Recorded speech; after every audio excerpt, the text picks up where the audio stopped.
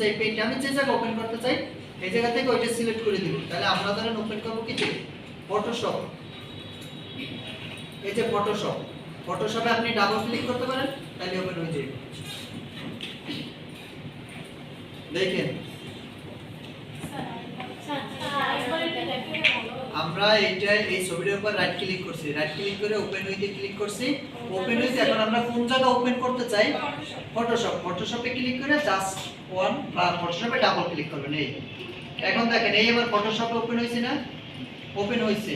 এখন আমার control N দিতে হবে। কন্ট্রোল এন দিলে আমার নতুন একটা পেজ নিব। নতুন পেজ নেওয়ার জন্য কি কন্ট্রোল এন, বা আপনি এটাও করতে পারেন, এই যে ফাইল, ফাইল থেকে নিউ, এটা তো জানেন। এখন আমি যে পেজটা নিব, পেজের সাইজ কত? আমি যেহেতু গিগ ইমেজ তৈরি করব, তাহলে গিগ ইমেজের সাইজ কত? 1280 × 769। তাহলে 1280 এটা কি পিক্সেল?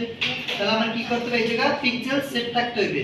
আমি মাপটা যে একক নিব ওই এককটা সেট থাকতে হবে। আমরা যদি ইঞ্চিতে নিই ইঞ্চি, এই যে কিন্তু এই আপনার এককগুলো শো করতেছে। যেহেতু আমরা পিক্সেলে নিব, পিক্সেল থাকবে। উইডথ কত? 1280। আর হাইট কত? 769। এটা দিয়া আপনি কি করবেন? আরজিবি রাখবেন।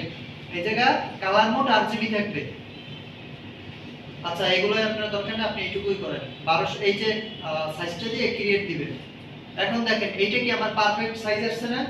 এখন আমার যে ইমেজটা ওপেন হইছে, দেখেন এই যে কিন্তু দুইটা ট্যাব শো করতেছে। দেখেন এই ট্যাবে আমার কি ইমেজ, আর এই ট্যাবে কি আমার ওই যে পেজের সাইজটা। এখন আমি কি করব? এই ইমেজটারে এই মুভ টুল সিলেক্ট করব। এটার বলে move tool. Move tool select করে এইটার উপরে কি মাউসটা ড্র্যাগ করে ধরে রাখবো। ধরে রেখে আমি এই যে পরের যে ট্যাব আছে এই ট্যাবে নিয়ে আসবো কারসর। নিয়ে এসে মাউস কিন্তু ছাড়িয়ে নেব, মাউস এই পেজের উপরে নিয়ে ছাড়িয়ে দেব।